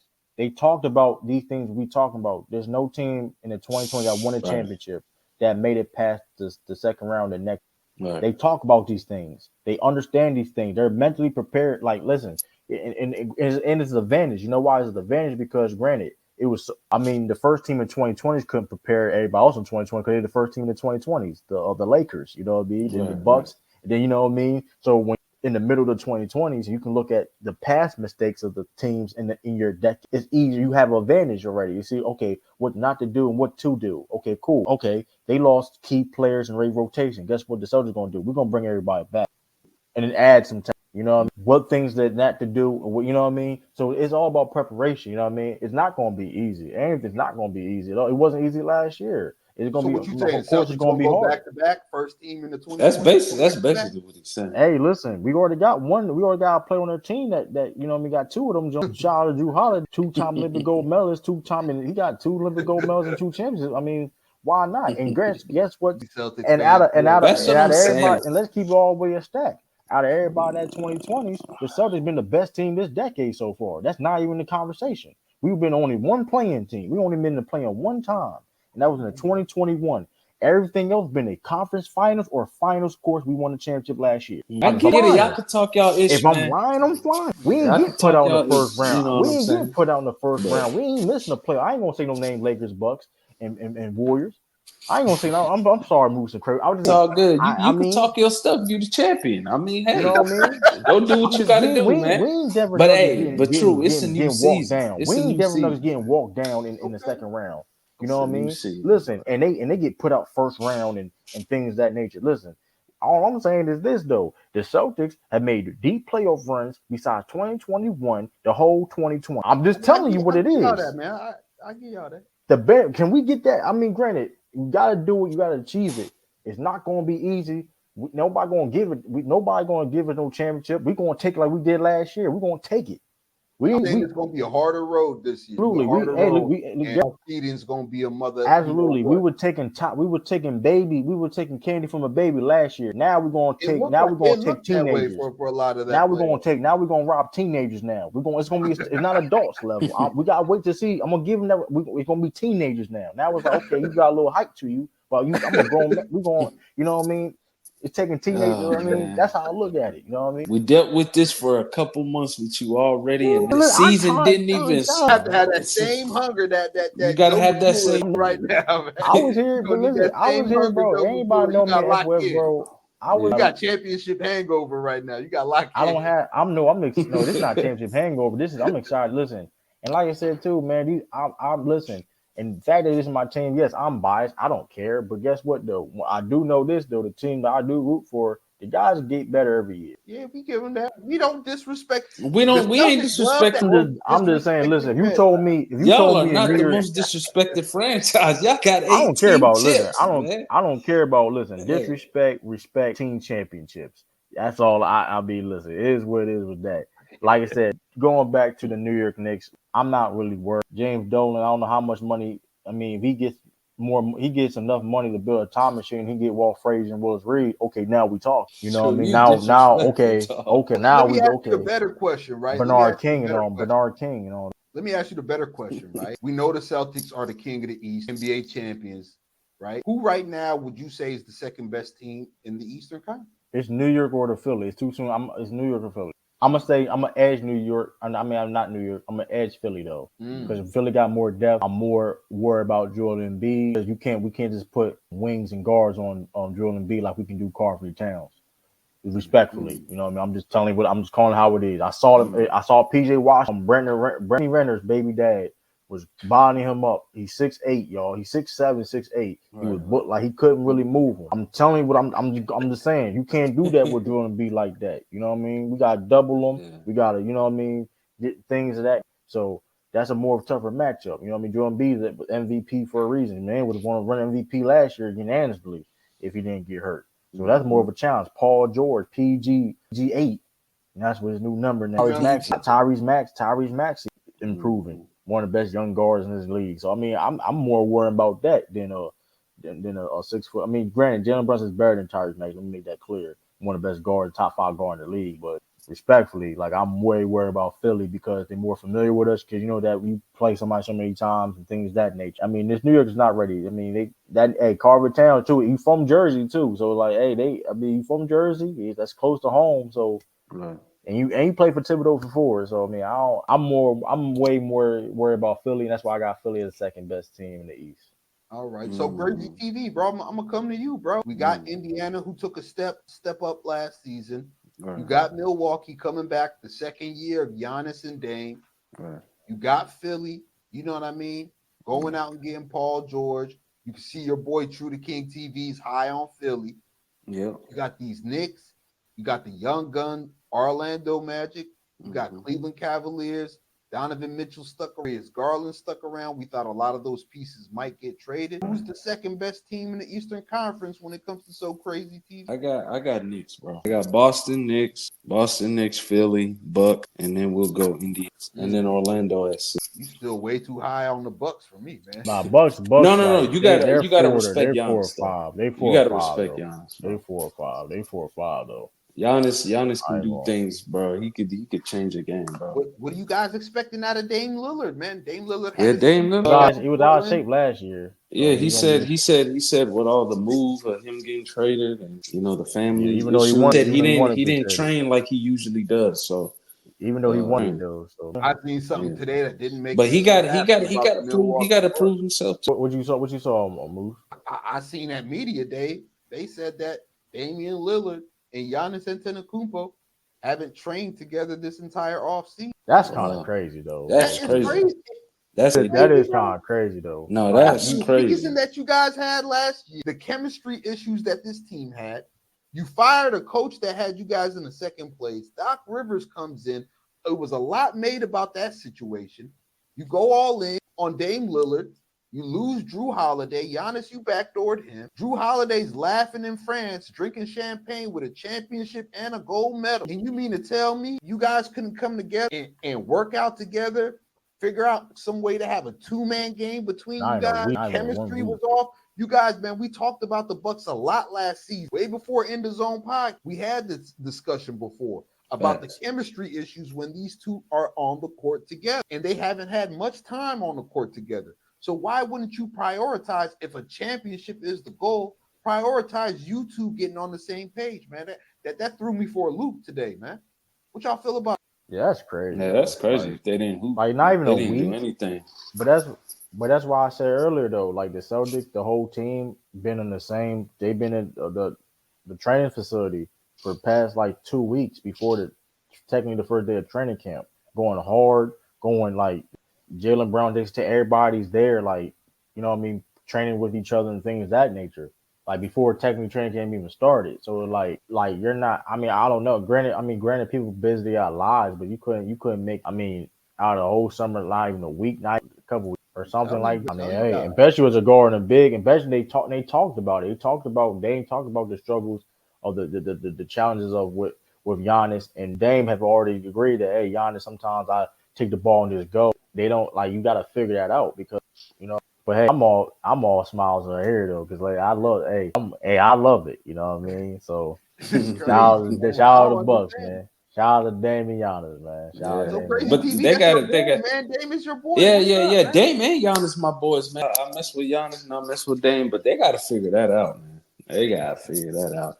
That's on them. You know what I'm saying? But yeah, though. But I just hate the fact that the defense is sometimes it feels like it's just Giannis or bust on that defense, you know. But that's pretty much it, man, on the Bucks. But I ain't gonna disrespect Giannis like that. You know, I know what he could do. I know what Dame could do too. But they just got to prove it, bro. That's it. Just got to prove it. I feel you guys, man. And I want to move to the Western Conference real quick, man. We spoke a lot about the Eastern Conference, and rightfully so, especially with the moves that these teams have made, man. With the Western Conference, you had juggernauts like the Timberwolves lose Cat, the Nuggets lose a KCP, Dallas adds a Klay Thompson, OKC adds Alex Caruso. Who do you guys see as the team to come out of the Western Conference this year? It's too soon to say. We may have to do this again. I got OKC. OKC or Dallas? You feel like they finally ascend to the next level? Yeah, I'm gonna say OKC. It's too. We probably gotta do this again. Cause like, I think it's really too soon to say like the West is so in it. Like the West is gonna be tough. Like even the Rockies is gonna be a solid team. Like, and they may not even make the playoffs. Like, it was a dogfight last season. You seen how it was. It's gonna be a lot of teams. It's gonna be a lot of champions, former champions don't make the playoffs, man. It's gonna be a lot of, you know what I mean, guys that you think that are, you know what I mean, and you know, hey, it's gonna. I mean, some may not make the playoffs. You know what I mean? It's a new guard, man. It's a new guard. Man. I don't know what you're trying to say, True. I'm not. That could mean different amount of people. We're gonna wait for it because I know he got something. Yeah, we're gonna wait. Something brewing. You know, but also speaking of that too, like we do gotta talk, but we can't forget about this. This is definitely a big thing. Derrick Rose retired. Yeah, we gotta talk about that. Absolutely. Derrick Rose retired, man. How y'all? And I'm gonna start because, like I said, how is Derrick Rose retired? Yeah, man. Like that was. I'm not kind of surprised. Yeah. Really, when he retired and all that, I'm not surprised at all. Been in the league, 15, 16 years. I know it was something was up when he got released and he put out this cryptic video. Then, like you say, he announced he put that letter out on his social media that he retired, which is crazy because he turned down like $3.3 million. He asked to get released by Memphis and turned down $3.3 million. I mean, knowing him, he got the bread. I mean, the Adidas contract. He got one of the most lucrative shoe contracts of all time, made a lot of money. So I mean, hey, making good business moves and all that. So like, he didn't need anything. Just, you know, he felt it was about that time. And yeah, man, like shit. Shout out to Derrick Rose, man. I don't think it's people are saying it's sad. I don't think it's sad. The fact that he made it, like, he could have, like, it could have broke him. You know what I mean? You see players like that get like they just, you know, they make the wrong moves and things of that nature when they not, you know, playing at the level they feel they want to play at. You know what I mean? And go down rabbit hole. I don't want to name people. I really don't. But you know that you get how the athletes are in the game. Injuries happen, and you know things lead to another. They confidence. And the next thing you know, they out the league for some whatever reason. The fact that he played 16, 15 years is awesome. You know, so that's a blessing in itself. You know, of course, his prime was very short, but he left a mark in his league. Boy, that boy Derrick Rose, when he came in, rookie season took us to 7 games. Boston 7 games. Giving Rondo that work. I remember that. Ben Gordon, no, man. Listen, Derrick Rose, man. Boy, man, I want to go high. You know what I mean? On dunking on Dragic. That was crazy. Man doing casual dunks. He hit a game winner on the Lakers. Doing reverses, ball touching his feet, casual, like it ain't enough. Freshman year, led Memphis team to a NCAA championship game. I mean, boy was awesome, man. Derrick Rose, one of the most athletic, explosive, fast. And the crazy thing is, though, he may not be the most he's definitely one of the most athletic point guards. He's definitely and the crazy thing about the reason why I'm saying he may be. To this day, I've never seen a guy move the direction how he just can move. 50 years, no, bro. No, I've never I've seen the Westbrooks and the De'Aaron Foxes, the John Walls and Hayes and all these guys. They would man do a double move and a fast fast break and nonstop and casually. Like Derrick Rose was a problem, man. If y'all young guys out there didn't watch Derrick Rose, don't watch the New York Knicks Derrick Rose when he was saving Randle when he was speaking. We were speaking of Randle earlier. He was saving Randle at times. We ain't talking about that Derrick Rose. We ain't even talking about the Derrick Rose that got 50 on the Timberwolves. No, we ain't talking about Cavaliers Derrick Rose. Detroit Derrick. We talking about that 2011, 10, 12 Derrick Rose. That was a problem. Hey, people listen. Darius Cole. He said in the interview, bro, they had that Derrick Rose flu. When Derrick Rose, we bought, they got that Derrick Rose flu, man. Derrick was really that guy, man. And granted, a legend of the game, and my opinion, if he's a Hall of Famer, if he doesn't become a Hall of Famer, oh well. But one thing for certain is he's an all-time legend. I know that he's gonna be a legend forever. God goes on. Get drafted to Chicago and Duke, man, MVP, the youngest MVP to this Deontay day. Wilder's voice, to this day, the youngest MVP of all time. I mean, listen, I want to go higher. Don't go on Dragic. I announce I want to go higher, man. This boy Derrick, he got up and then went to another. Yeah, he did. He going up. Splitting the double team with D Wade, and I remember he going around and D Wade. He like this. Right.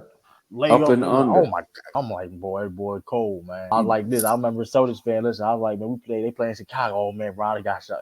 Rondo got a tough night. I mean, listen, Rondo used to give him business too. Don't get twisted. Shout out to Derrick Rose. He said that was his toughest matchup, Rondo. But that was a tough matchup for Rondo. Like anybody, Derrick Rose got you that way. He got that work, man. Game winner against the Bucks. Listen, remember that one? If you went against Derrick Rose at that time, he was going to get that work. Even your Steph Curry, he got that work. Russell Westbrook, all them point guards got that work. James Harden, he got that work. Hey, listen, if you was at that time, you got that work. It didn't matter who you was, man. Shoot, man. Shout out, man. That's all. Derrick Rose, all-time legend, man. How y'all feel it though, crazy man? How you feel about Derrick Rose, man? He was smooth, man. He was nice, man. It's like you said, people were scared to play him, man. The MVP D Rose, he was a problem, man. And before that season, we even seen like how much of a problem he was. But for him to show heart, man, after the injury, the adversity, to just keep going and not give up, man, it says a lot about him and his character, man. And we, even though his later years with the Knicks and Detroit, he showed, a little flashes of D Rose, just a little bit. Yeah, he's a legend, bro. Salute to D Rose, man. I'm not, I got him as a Hall of Famer. He'll make it. But even if he doesn't, that's fine too. But I mean, he's still a legend, bro. People still know D Rose. Gave Chicago hope, bro. He did that, This MVP still to this day. That's a record. So I mean, yeah, he's a legend, bro. D Rose is smooth, bro. He was nice. How you feel about Moose, man? I know you was that Derrick Rose era was different. Damn, bro. I seen Derrick Rose, the high school hype Derrick Rose in high school, had Chicago on fire. Coach Cal came, got him. He went to Memphis. Memphis was on fire. They should have won a national championship. You know what I mean? They should have won a national championship. They went to the championship game. I mean, what can you say? Derrick Rose, #1 overall pick, hometown Chicago kid, shows up and becomes the MVP in NBA history. And not only that, like the ascension, the game, the speed, the athleticism, the relentlessness, the quickness, the shiftiness. It's like when Derrick Rose came in the league, bro, there's nobody you could look at and say, oh, Derrick Rose reminds me of this guy. Derrick Rose he was his own. He was his own. He was his own business. You know what I mean? And to turn that Chicago team, his hometown team, to a real final contender, championship contender at that young age, and be the MVP of the league, that was crazy within itself, man. Mm-hmm. And I don't even think that's his greatest achievement. Derrick Rose's greatest achievement was his mental toughness and the way that he fought back after injury after injury. Ain't no telling what anybody else would have did to themselves. Being at the height that Derrick Rose was at, to have that type of fall due to injury, and not just one injury, back to back. It's like when he got okay, he would get hurt again. When he got okay, he would get hurt again. When he got okay, he would get hurt again. With serious, for him to come back from that each and every time, to go through surgery, to go through phone calls hearing bad news, to go through rehab, to go through fighting back, the mental toughness that take, can't even imagine, man. And to me, that's Derrick Rose's greatest achievement, bro. We seen the man ball out in tears when he dropped that 50-piece for the Timberwolves. Man. And that was for every setback and every rehab session and every injury and every dark moment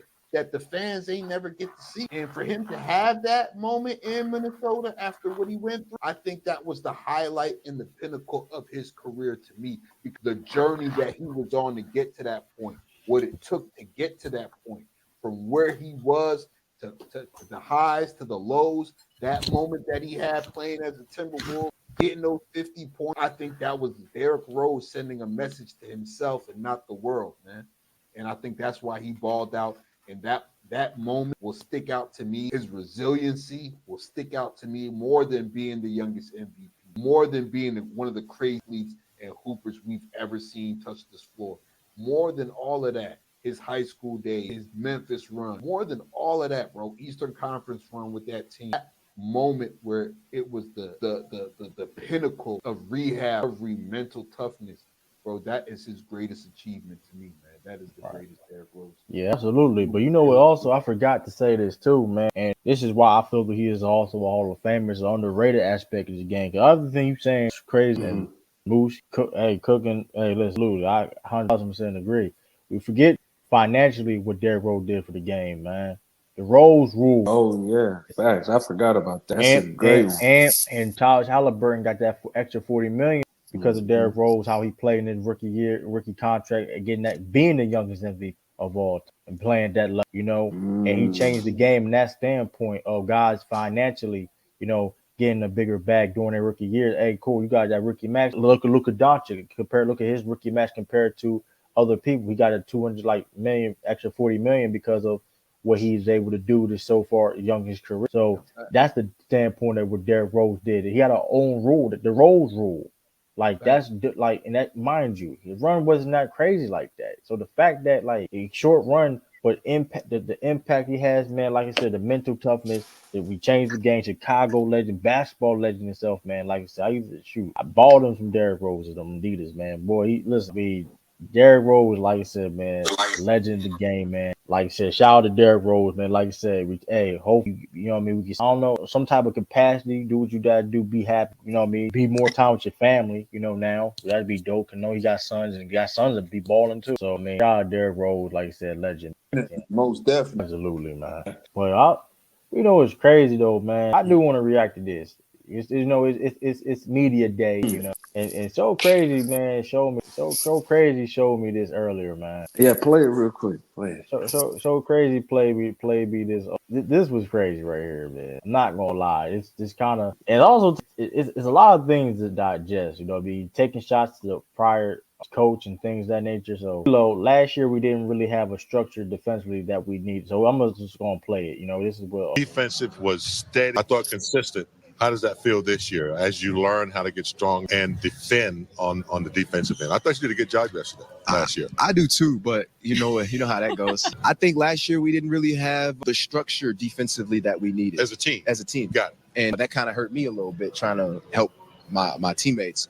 But like I said, he's trying to put structure everywhere and implement it everywhere, and I think that's what we need. Well, hopefully a healthy team that part will help that too. Because you guys had a lot of different lineups. So I think your defensive prowess last year, it was much improved for sure from the years health prior. killed us. Yeah, defensive was. How you feel about D-Lo of all people? You know, the defensive star D-Lo with them comments. I know y'all Lakers fans, man. How y'all feel about that, man? Who y'all? Moose, you want to go first? Go ahead, my brother. You been wanting to speak. Hey man, D'Lo acting like he a defender. It's crazy. He acting like he Drew Holiday or something. Like he talking like he the reason why, but he's the problem though. He's the problem when it comes to like guarding these guards in the league. But granted, we did have injuries, right? But we still have guards that can't defend like that. You know what I'm saying? Our forwards, we depend on them doing the defense in the perimeter. But D'Lo got to stop, man. Stop the cap, D'Lo just talking, man. But that was pretty much the crazy. It's like a new segment that we got on here on the In the Zone. So what do y'all think about it? Yeah, how you feel about that, man? Your favorite Laker D-Lo. Man, honestly, I don't even think that's D-Lo trying to say he was some sort of defender last year. See, I was joking though. I was just saying that I took that as a shot at Darvin Ham. I want one last final shot at Darvin Ham, and that seemed to be like the theme at Lakers Media Day. I caught a little bit of it, and from what I saw, you had guys like D'Lo, you had guys like Austin Reeves, who I stated last year many a times. These are the guys that wanted Darvin Ham gone. Guys like Rui Hachimura. You even seen guys like Cam Reddish throw Darvin Ham under the bus today at Media Day. JJ Redick himself threw him under the bus today at Lakers Media Day. So to me, I take that more as a final parting gift for Darvin Ham now that's out the door. And I'm going to tell my Lakers people this. We blame Darvin Ham a lot. Darvin Ham's not there no more. There is no more scapegoats. Right. There's no more scapegoat. JJ Redick has a tough task, and from what I've seen from Media Day, what I've been hearing from the players is that everybody's bought in. Everybody's speaking towards JJ Redick's attention to detail, how things are more structured now, how things are more organized now, and that was the knock on Darvin Ham. So now that air is clear, let's see what these Lakers can do this year. You have roster continuity. A lot of fans have been crying about roster continuity. But on the other hand, you crying about trying to get every star in the NBA. You got to pick a struggle. You want a roster continuity. Here you have the starting five that Laker fans have been asking for forever. Finally started. Jay Redick has defined role. Starting team is laid out. What's up with Jared Vanderbilt? Is he going to be held? So Crazy TV mentioned the Lakers defense at the guard position. What are we going to get from Gabe Vincent? Is it another guy with the Miami Heat curse, or is he going to be able to redeem himself this year? What are the Lakers going to get out of Dalton Knecht, who was supposed to be drafted 6th overall, fell in their laps at 17? You know what I mean? LeBron James saying he still has a lot left in the tank. Anthony Davis, everybody saying it's your team. Are you going to push LeBron away to the side and say, this is my team, and carry yourself as that? You had a great season last year, man. But hearing that piece from D'Angelo Russell, I think they feel like the bad air is out of the room. You know what I mean? Guys look happy to be at training camp this year as opposed to last year. And, we're gonna see what happens with my Lakers this season. Yeah, I mean, he been talking too. D'Angelo Russell been talking too. I mean, he say I'm a problem for our opposing team. He been talking. You know what I mean? Laker Nation that loves me and all that. Listen, I look at it like this, man. Like, it's just like I get it. I don't think. He's not there. Durham's not there no more. So, like, why are y'all taking shots at him? He's not there no more. Kick a man when he's down. Because like, regardless of how you feel about Darvin and he wasn't perfect, and he definitely has some ways that Right. But y'all the same franchise that hired him, a guy that that y'all may could have hired somebody with more experience, whatever the case may be, but y'all didn't or couldn't able to for various reasons, right? It's just I don't think it was cool they're doing that because like he is the same coach also took y'all to the conference finals. Like let's we gotta keep it a stack. Like that did happen. They did get to the conference finals with Darvin Ham in his first year. Granted, last year they lost the first round. They lost to the Denver Nuggets. And granted, and he gets fired. And mind you, I'm not listen. There's a thing about Darvin Ham that he definitely should have done and things of that nature. But like throwing him under the bus is like, like I said, put up a shut up now. He ain't there no more. You can't use him as a scapegoat no more. So like it sounds good, but y'all got to deliver because like I said before, truth be told, Frank Vogel to JJ Redick. I'm just saying, Frank No, for Vogel to real too, JJ Redick. because as much as has been said about him, he had to be some sort of a good coach for you guys to even give him the job in the first place. Like you guys vetted this man. He went through the interview process. You guys gave him one of the most prestigious jobs there is in the NBA, being the head coach of the Los Angeles Lakers. So you had to have saw something in him. You feel me? He's not Right. there anymore. Okay, last year was last year. It's a new season. You got JJ Redick. You guys are raving about his attention to detail, his structure, how he's defined roles, how the starting lineup is set. Hey, media day, it was nice to see everybody, but it's put up or shut up time. That's how I feel about it as a Lakers. Absolutely. Let's not forget, D-Lo, you said last year that you wanted to be a Derrick White. We ain't forget. We definitely ain't forget. And that being said too, when you're not shooting the ball well, you ain't affecting the game in other different ways. That's like a Derrick White. So that's the difference. On Derrick White, if he ain't shooting the ball that well, that's what he's doing defensively, playmaking, passing, making the right plays. We saw what he was there with doing the Olympics. We know Derrick White game. But I'm saying put up a shut up. It's like y'all taking shots at a dude, kicking him in when he's down and all that. I don't like that. But it's like, Gary, we get it. He was favoritism to Torian Prince and all that. Like, I get it. But listen. You see where Torian Prince at this year. Like, yeah. Like, y'all don't worth the excuse now. It ain't going to be no excuses. So I don't want to hear granted, y'all wasn't healthy. I give y'all. Right. Granted, which is the crazy thing, too, though, because, like, defensively, to be fair, Gabe Vincent, their best defensive guard, was hurt. Jared Vanderbilt was hurt. So, like, that being said, too, that's the context of, you know what I mean? No facts. Like I said before, I'm not even saying they shouldn't necessarily fire Darvin Ham. I'm not even necessarily saying that, but, like, kicking the man while he's down, though, it's like, bro, he's not even there no more. We focus on y'all have bigger things to focus on than Darvin Ham. And, like, y'all, it's old news, you know what I mean? Taking shots at Darvin Ham, taking subliminals. Especially like guys like Cam Reddish, bro. Wasn't you supposed to be in the same class as Jay Barrett and Zion? Not with Zion. You get what I'm saying? He was supposed to be one of the ones. Like, come on, bro. Like, you need to worry about staying healthy, being locked in and focused. Because you had a player option, you took that player. You didn't go in free agency for a reason. So you need to worry about taking shots at your old coach, or whatever. Worry about what your new coach, what you want they want to do, and see what he can do, and you maximize your opportunities to make the team better. Cause like it's just corny to me. Like, we get it, bro. Darvin Ham not there no more, bro. What's the point? For real. And I had my turns of picking on Darvin Ham, calling him Darvin. You know what I mean? I was at that point, but hey, man, it's a whole new year. Right. You know what I mean? A lot of people don't like how the way the JJ Redick thing went down, but it went down. A lot of people don't like how the Bronny James thing went down, but it went down. We are here. We didn't have the greatest offseason. We didn't have any type of off, if you want to be real, outside of being lucky enough to draft Dalton Connect. You feel me?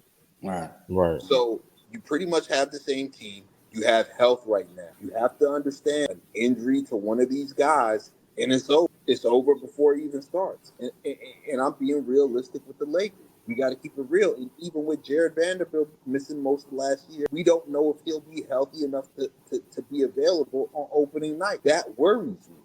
Because the injuries that we had last, Anthony Davis was our only defense. And he was spectacular. Right. As spectacular as he was our only defense, sadly enough. And I don't want to see that this season. I don't want to be up in 10 o'clock game and seeing that. You know what I mean? I need to see some sort of effort. I need to see some sort of fight out of this team. I need to see some sort of structure. I need to see some sort of attention to detail. I need to see guys step up more. This is a big year for you.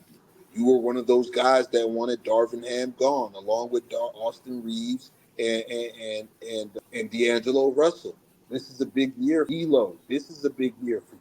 Every year it seems like we're saying, D'Lo, this is a big year for you. This is a redemption year for you. Like, come on, bro. Come on. And I'm a D'Lo fan, but it's like at this point, come on. And you had a great regular season. But like I said, this is the Lakers, one of the prestigious franchises, okay? Regular season is all gravy, but the lights are bright. Playoff time. What can you do for them? Are you going to go for an offer again in the playoffs? Are you going to be at the end of the bench with your phone, eating snacks, checked out on? And I know he apologized to Laker Nation at Media Day, but an apology would be low, averaging 22, 23 in the playoffs, shooting 45%, shooting 39, 40% from three-point line. That would be an apology for me from D'Lo. Yeah, I feel you on that. And I don't feel like I'm asking for much. Right, I ain't mad at that. I don't. Gotcha more, be a better offensive rebound. Crash the glass from the corners. Hit down your open corner threes. Because you missed a lot last year. The year that we went to the Western Conference Finals, you were knocking down those shots. You've seen games in the playoffs where he stepped up big. In the Memphis series, especially. You know what I mean? And he has the ability. He wasn't a lottery pick for no reason. He's played great in spurts, but I got to see some sort of consistency from real. Max Christie, he's going to be big defensively for this Laker team, especially if Jared Vanderbilt, like he said, is not ready to go opening night.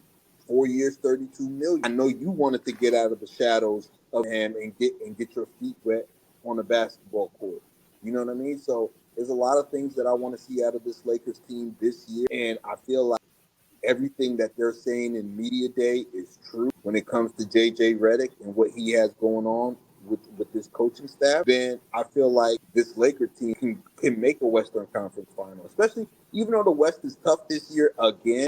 At the end of the day, you still got a LeBron James. At the end of the day, you still got an Anthony Davis. At the end of the day, you have role player pieces that are legitimate role player pieces around. You know what I mean? Denver is taking a step back to a lot of people's belief. You know what I mean? Dallas, can they make it back to an NBA Finals or Western Conference Finals? Who knows? Minnesota has taken a step. Okay, we all assumed them to ascend to the top of the Western Conference and stay there, especially if you get Alex Caruso. So outside of that, what's really a lock in the Western Conference? Phoenix has a lot to prove, just like these Lakers have a lot to prove. Right. The Clippers lost Paul George. They have a lot to prove. You know what I mean? Mm-hmm. So, put this Darvin Ham thing to rest. Training camp has started. You have a lot of things to focus on. Jay Redick, you have a lot of things to focus on. D'Angelo Russell, you have a lot of things to focus on, man. So, man, just bring it, bro. Just bring it. Yeah, absolutely.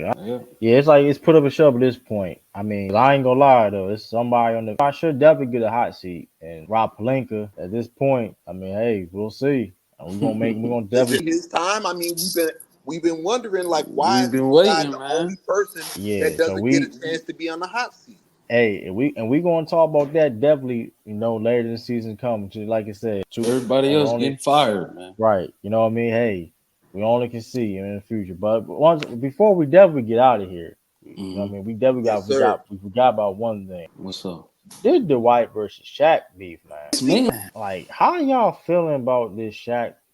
Like, this is getting out of hand now. Like, this, I mean, I think I forgot exactly where it started at, but I think it was on a Dwight's podcast, and they were saying, something about Nick Young brought it up. Yeah, Nick Young brought it up, and Dwight was like, bro, like, Warner Brothers own Superman. I didn't call myself Superman. The fans in Orlando, people in Orlando call me Superman. I didn't call myself that. I dunked on over somebody. They called me that. I didn't call myself that. It's Warner Brothers own Superman. Right. Why are you so butthurt about basically a perf? About like, and I ain't gonna lie though.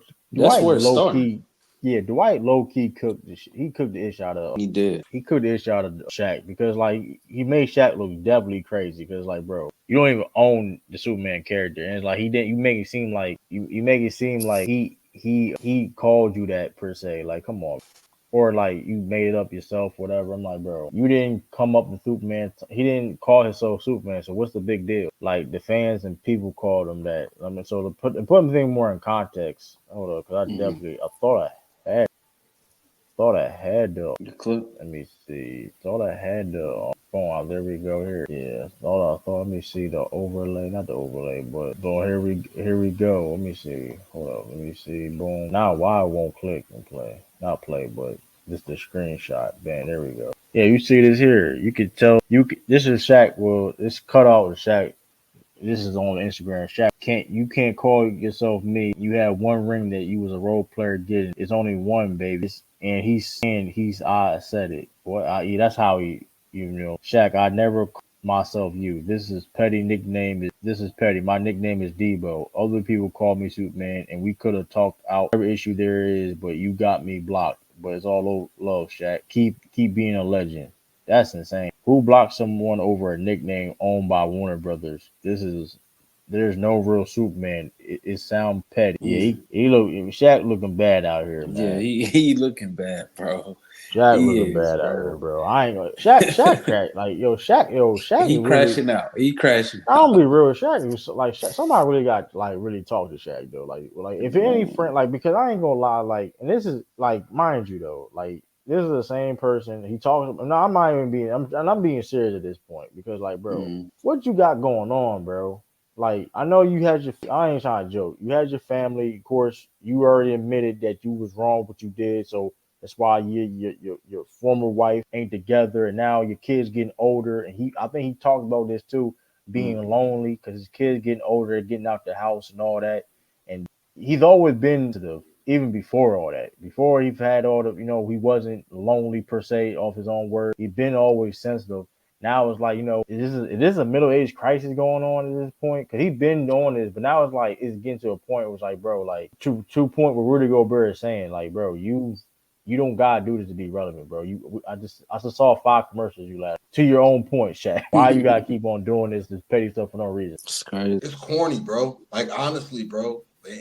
I mentioned this when it came to the Rudy Gobert thing, and we spoke about it's corny. It's corny. I feel like we was just talking about this stuff. It's corny, man. This is a grandpa talking like this. For real. This a 50-something-year-old man talking like this. And Dwight Howard has taken the high road. If we're gonna be honest, here, right? Dwight Howard has taken the high road time and time again. And to a point where Dwight Howard said Shaq was in his DM calling him like homophobic type slurs and disrespecting him, bro. Yeah. Over what? Like he said, over a nickname that Warner Brothers owns? That he didn't call himself. He didn't call himself. You don't even own, even if he did. You don't honestly, own Shaq, it was your counterparts who first started calling this man Superman. Right. After the dunk contest. It was the cast from TNT, NBA on TNT, right, who were the first people calling this man Superman. So if you want to get salty at anybody, get salty at the people that you share a stage. Like, this is corny, dude. You're never touching a basketball court again. You can't add to your career. You can't take away from your accomplishment in your career. What the hell is the point? Right. And it's like, bro, then like Dwight had to like even I saw a little bit of the Dwight the clip, whatever. He had to because Dwight had to defend. He defended Rudy Gobert too. It's like, bro, like you can say what you want. Yeah, he said I criticize Dwight Rudy, but he is still a 4-time defensive player of the year. He's still giving. Listen, that ain't easy to do. And it's like because like, bro, it's enough is enough, bro. Like you can't like try to bully people because this is what I said before, and I said this on the crossover. I think I said it on here. Like he tried to bully people using his stature as a basketball player. Of course, it was him being big as hell. And it's like his stature as a basketball player in the hierarchy of the game where he's top percent. He used that to bully other guys when it comes to careers and things of that nature. Like, bro, like, bro.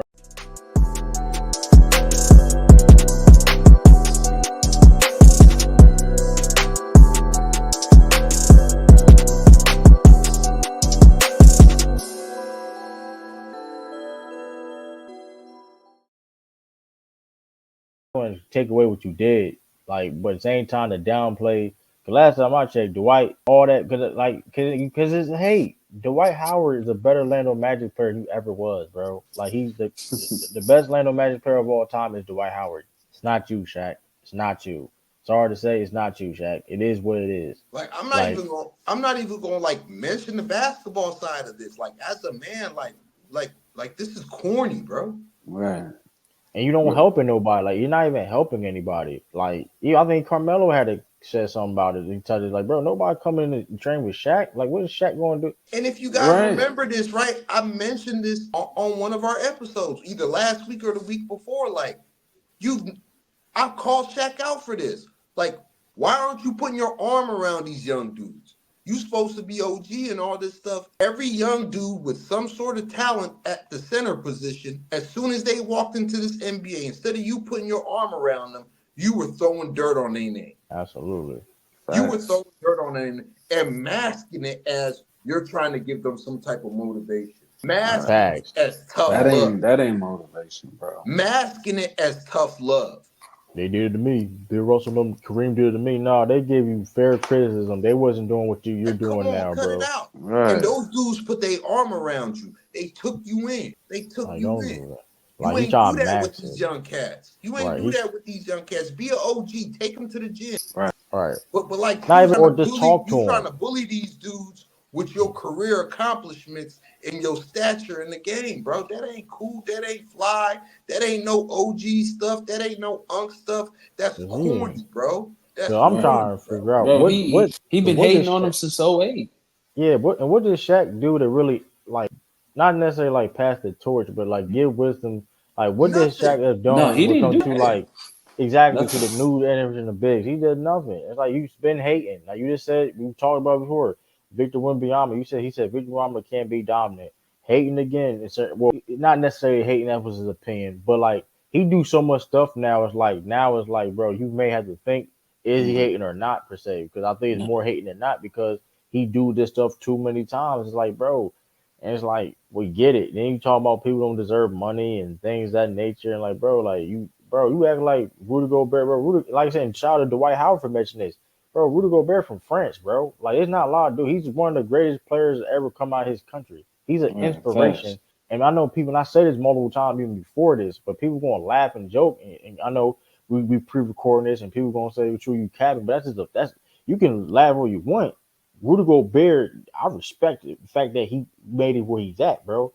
There ain't a lot of people sit and say he made it where he's from and made it to the NBA and accomplished what he accomplished. The only person you can say in France history is better than Rudy Gobert is Tony Parker. That's it. Man, a silver medalist. Man been putting it down, been putting on for a whole country for years now. And you going to discredit this man talking about he ain't earning his money when he taking care like that's bull. That's bro, come on, bro. And you and Shaq, you know better because you're not from riches. You talk about you from the, you know what I mean, from Jersey. You gotta, you know what I mean, take care of your family. You preach about that. You said to yourself that, hey, I want to make so much money you can take care of your family. You don't gotta work again. But you want to sit there and down another man talking about they ain't wild work hard. First of all, because he can't guard the perimeter. Newsflash: 98% of bigs can't guard the perimeter like that. It only so many Victor Wembanyama, Bams, and ADs that can guard the pick and roll, guard Luka Donte. We're gonna kill Rudy Gobert for that now. And we're going to just gas that. Like, we're going to fault him for getting cooked by Luka Doncic when 98% of bigs would be in that same predicament getting cooked. Shaq, you couldn't do it. Your weakness of the game was the pick and roll. That's why Phil Jackson, to the point, he even said that they didn't want to play against Utah Jazz back in the day because you didn't want to go to step up in the pick and roll. You used to drop all the time. That was one of the biggest weaknesses of your game, Shaq. So you criticize him because talking about Rudy Gobert don't want to work on his game. Now you want to talk about offensively, cool. We said so about Rudy Gobert, but saying that he don't put in the work in and like man lace up his shoes like you did, roll the work you did, like come on, bro, that's crazy. It's a lot of hating. It's a lot of hating stuff. It's got to stop, bro. Like it gets annoying. It's nasty, bro. Like, it's nasty right now, man. It's annoying, bro. I don't respect it at all, man. Like you trying to max it with, I'm trying to motivate. Did the same thing with Yogi. I thought Shea should have won MVP, bro. The man, what Yeah, you? he gonna keep Jokic don't hating. need your motivation. Jokic don't need your motivation, bro. The man balled out. He could have. He was an MVP. Listen, regardless if you feel the Jokic should have won MVP or not, he was deserving of an MVP. Like I said before, there's multiple guys you can feel a year that can win MVP. Only one person can win it. So Chop is here and try to mask it. No, you did that because you were afraid Jokic may be on your heels. Mhm. Don't try to play on. Now that being said, I don't know if Shaq ever gonna be past Shaquille. I'm gonna put that out there. I'm just saying, Shaq feeling threatened because after Shaq, I don't think this is a 3-time MVP. Jokic is a 3-time MVP we talking about, Right. and he got some years left. So like Shaq feels threatened and things of that nature, you gonna start hating. Like it is what it is. It's like, bro, for what? And I find it funny that all the people you criticize, they do certain things better than you in the game of basketball. I find that funny. You know what I mean? Dwight Howard, the better Orlando Magic you. Rudy Gobert, better defender you ever was. Jokic, better offensive game. You can shoot better, can do the thing. Now you was more dominant. Don't get it twisted. Yeah, you feel. Right. I'm not. I think everybody here can agree you better than Jokic as of right now. I don't think nobody gonna question that. But clearly, there's things that Jokic do on the basketball court do way better than you, and even your peak of your career. You talking about, oh, well, these guys made money, so why y'all ain't playing hard? First of all,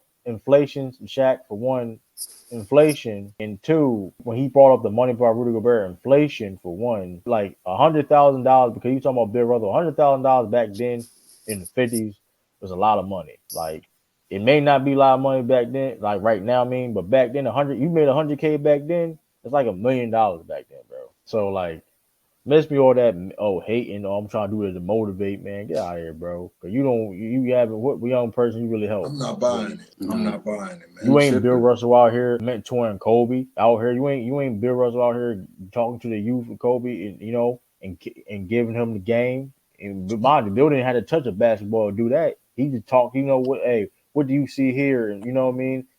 Bill gave him that game. RP to Bill Russell. Look at Dream. He's still working with guys. Was just working with Nice. Giannis last season. Still working with guys like Sengun. He's been working with Sengun a lot. Like these are the guys that I'm talking about that are giving back to the game. They ain't just out here loosely criticizing, hating, down talking. You know what I mean? Targeting dudes.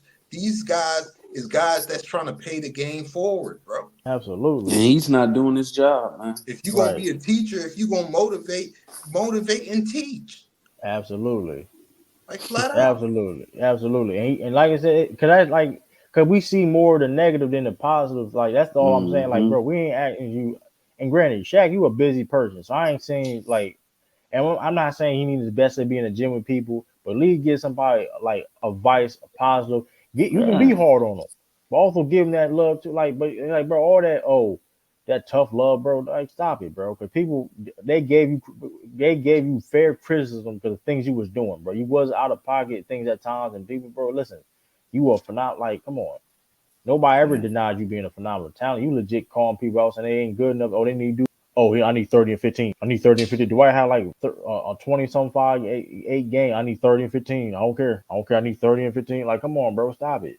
Yeah, that is just hating. I mean, like you said, hopefully Shaq needs to stop. Like he got to stop that age, bro. I need somebody. I don't think he's gonna stop though. That's just him. Yeah, man. He ain't gonna change, bro. I mean, you better. I mean, even though the JaVale McGee situation happened, somebody got to step in. Because that's the other thing too. Like like you said, and it got to remember. It got to mind you. It got back to a point that people had to step into that, bro. They was JaVale. You know, Shaq. All that. It's like outside the game, bro. It's outside the lines, bro. Yeah. You're disrespecting dudes' manhood, bro. Like that's a different level, man. Hitting the DM and disrespecting, like that's a different level, bro. Right, ain't be lying. Like, and this is where you know he hate. Like this is don't have to do anything. But this is and the whole thing about him giving the keys to D Wade. That's a lie, bro. Yeah, that's a lie, bro. GP I don't said care. it. I think he did say so. I think he did say that when he came off the plane in Miami. I remember he did say something like that. But that being said, he refused to really he's saying that to be cool or whatever. He did that. You know, man. It was a lot of reports and talks about the first year that he was in Miami. The reason, like there was an issue in the locker room of him releasing the keys to a D Wade. Right.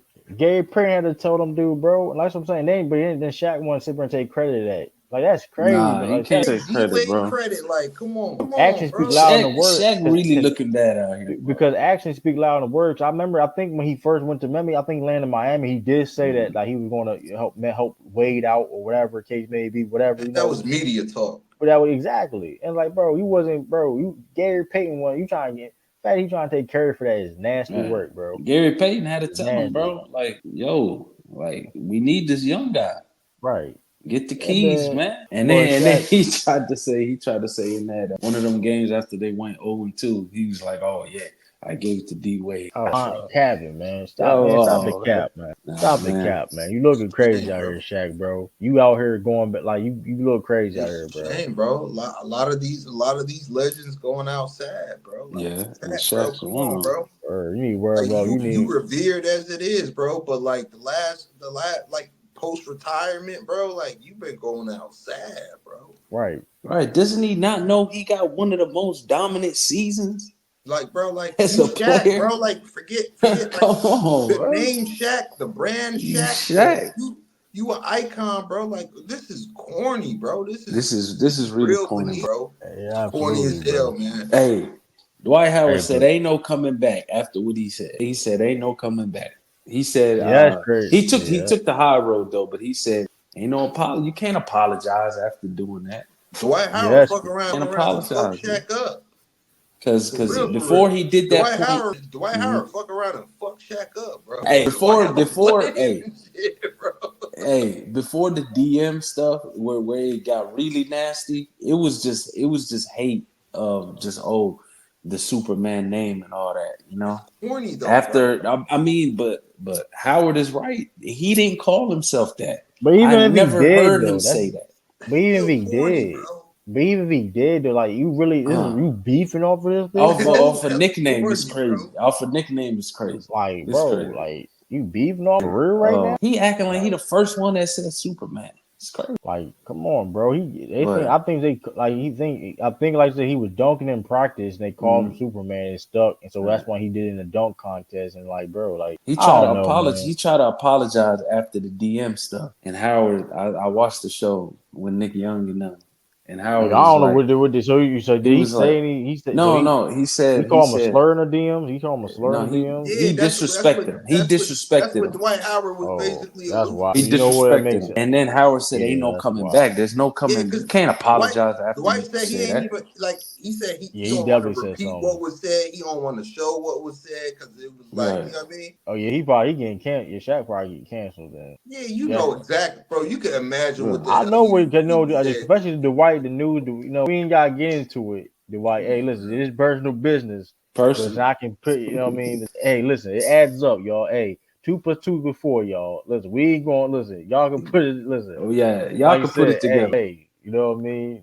None of that. No Diddy, Paul. All listen. No Diddy, no Paul, no baby oil. So listen. Granted, listen. Hey, Dwight said so himself. It's all considered. Hey, Dwight said, listen, I ain't on that type of time now. Dwight, listen, my business is my business. And granted, if Shaq went there that level, yeah, that's kind of that's bad right there. That's a bad joint right there.